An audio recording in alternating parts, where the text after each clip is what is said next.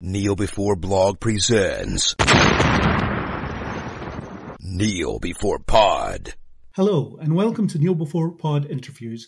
I'm your host Craig, and I recently had the pleasure of talking to Meghan Fitzmartin, the writer of the latest DC animated movie Justice League X RWBY Heroes and Huntsmen Part 1. The conversation covers crossing over properties, respecting the audience, and writing the anime Justice League. Sit back, relax, and enjoy. Hi Megan, how are you doing? Hello, Craig. I'm well. How are you? How's Edinburgh? I'm doing good, yeah. Edinburgh's good. It's very rainy at the moment, but that's nothing new. It always is. Oh, that's true. That's delightful. Although the last couple of times I've been in Edinburgh, it's not rained, and I've been very annoyed about it. Well, at least you can get outside without being wet, so that's an advantage. That's very true. So this project, this interesting project, how did you come to be involved in it and become the writer? I worked on a movie for Warner Brothers in DC before. It was a movie called Justice Society World War II, and I had a blast working on that. I co-wrote it with Jeremy Adams, who I adored. So I had some practice working in the Warner Brothers DC world.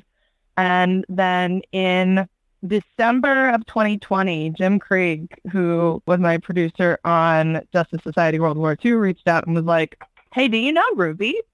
And I had heard of RWBY at the time, but I hadn't gotten into it yet because I knew that it would overwhelm and become my whole life. And so I was like, give me 2 weeks and I'll know everything. And it was perfect because it was over the holiday break. So I basically, while I was quarantining so that I could see my family for Christmas, binged all of RWBY and, like I knew, fell deeply in love with it. And so gave Jim a ring back and was like, yep, I'm obsessed. I love this.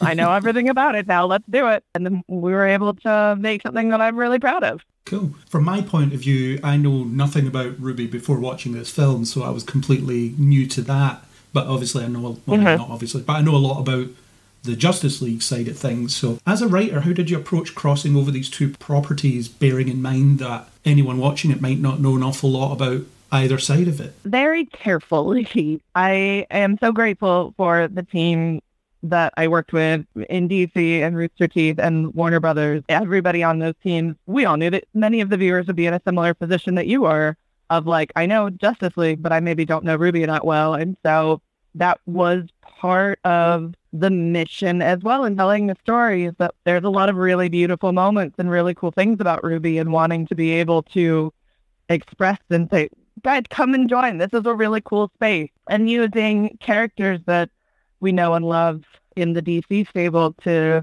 introduce others to the RWBY characters, I think, was an important piece of constructing that story. Yeah, I really liked the clever approach to pairing them up almost, as in, this person will connect better with Batman, this person will connect better with Green Lantern, right, and so on, to give you that give them that connection point. Yeah, exactly. You did some interesting things with perspective as well. You start off by having the characters be as disoriented as the viewer, or the Justice League characters anyway, as in thrown into the situation with no idea what's going on, and then altering the focus throughout. Can you talk a bit about that as an approach to building this story? I would like to say it was all very clever because I thought about it and mulled over. But the truth of the matter is, I just sat down and thought, okay, so pretend I'm watching this movie now. What would I see? That is how I do a lot of my writing. It's just sort of thinking, all right, well, if I'm watching the episode, what does the episode look like? So it's sort of like it's already written, but I have to write it. And so it came to be that way whenever I started to get into doing the premise and the outline for it. The immediate thing I saw was that Superman finds himself in the middle of this fight and has to figure out what's going on in this world. And then, yeah, in retrospect, that worked out really well, because I think that that does sort of give us an end to also being disoriented in a world that we don't know very well. Yeah, the viewer just thinking, well, I was certainly thinking, what is going on here? Because I was expecting a little bit of a build-up to crossing these things over, but no, you're just thrown right in. I quite liked it. I liked just trying to play catch-up as I was going. Good. I like to believe that my viewer is as intelligent as I am. We'll figure it out. We've all watched a lot of sci-fi at this point. We know what the rules are. We can catch up. Everybody can hang.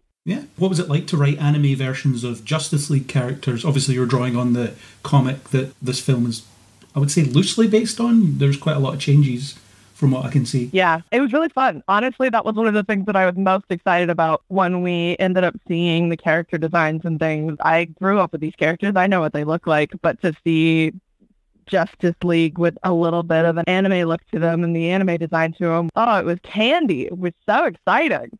It definitely looks really cool. It doesn't look like any other DC project out there, that's for sure, and it stands out for that that's reason. True. How did you get in the headspace of writing anime in general? I imagine that must have been a bit of a challenge to adapt to that style of storytelling. I've been an anime fan. I grew up watching sort of the off-cycle anime, certainly. Like, I watched a lot of the Toonami stuff that was on Cartoon Network. So I've been aware of anime and I've watched anime. And I would say that it's not so much that anime is a different style, it's that every single show has its own style. So more so getting into the voice of RWBY and the voice of not just the character, but the show of RWBY and how do they present things and express information and things like that. And I worked closely with the Rooster Teeth team as well as the RWBY team. So Carrie and Eddie were both incredibly helpful whenever it came to, oh, well, we would probably do it a little bit more like this, or we would say it a little bit more like that. They were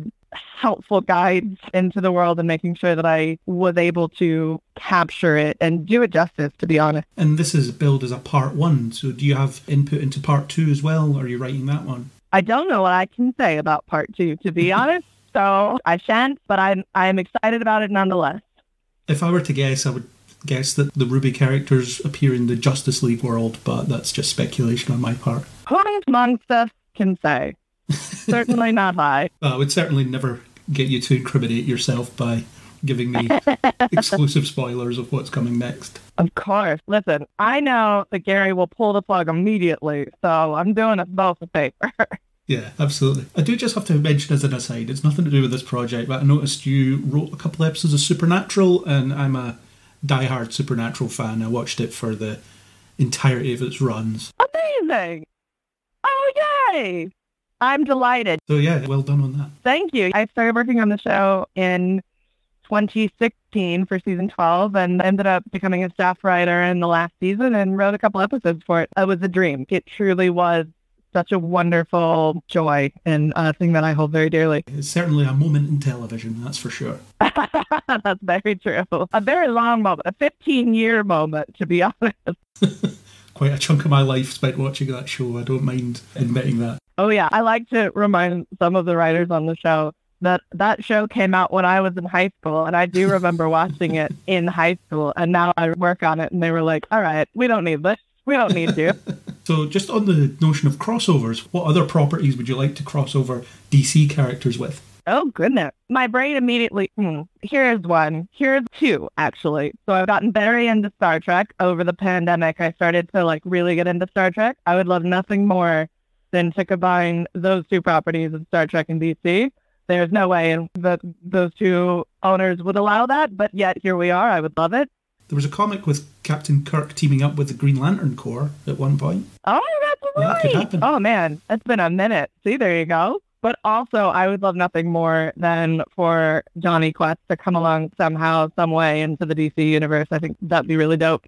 It's all possible. Hopefully you'll get to combine two other things. It's all possible. Multiverses are real, man. Yeah, absolutely. Thank you very much for your time. It's been great talking to you about this film. Absolutely.